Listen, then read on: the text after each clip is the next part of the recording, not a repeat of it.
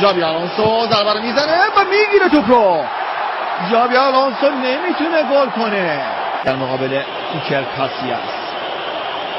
حالا میزنه و کاسیاس هم میگیره. کاسیاس هم پنالتی رو میگیره.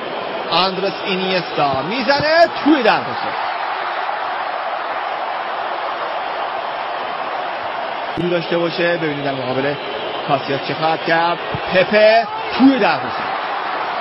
کاسیاس تشخیص میده ولی ضربه پپه هم خیلی خوب بود. جرارد پیکه و میزنه توی دروازه. اینانی در مقابل کاسیاس یه مکس میکنه و توی دروازه. چقدر حرفه‌ای و فنی زد ضربه‌اش رو. صدای تماشاگرها ضربه چیپ و توی دروازه. راموس هم چیپ میزنه مثل پیرلو. مورد حساس کاسیاس در مقابل او ایستاده. رونالدوش توپ تیر دروازه میزنه.